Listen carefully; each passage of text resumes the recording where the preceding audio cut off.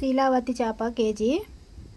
శుభ్రంగా ఉప్పు పసుపు వేసుకొని శుభ్రంగా కడిగేసుకున్నానండి. ఇది ఇగురు వండుతున్నాను. శీలావతి చేప ఇగురు కూర. ఫస్ట్ ఉప్పు తగినంత, పసుపు 1/2 టీ స్పూను, కారం చెంచాన్నర, అలాగే ఉల్లిపాయ ముక్కలు,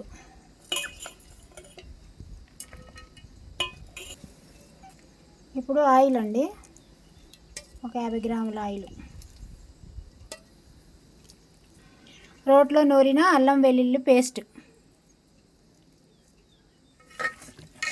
ఇవన్నీ చక్కగా అన్నీ కలిసేలా కలుపుకోవాలి.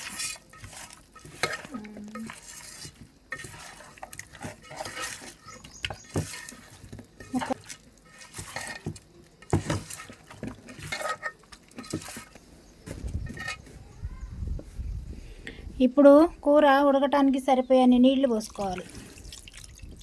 అంటే నేను చింతపండు పులుసు వేయట్లేదండి, ఇది ఇగురు కదా, అందుకనే నీళ్లు వేసుకుంటున్నా.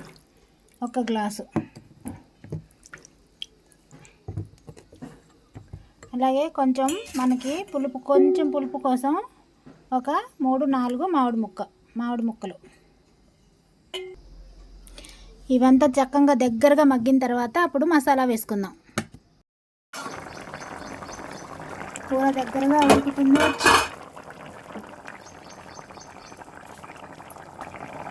1 స్పూను జీలకర్ర పౌడరు, కొంచెం గరం మసాలా,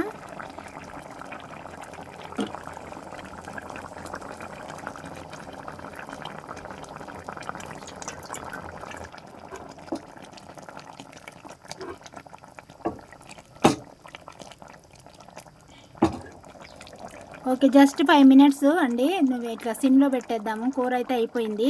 చేపల కూర రెడీ. టేస్ట్ చేసి చెప్తాను ఎలా ఉందో.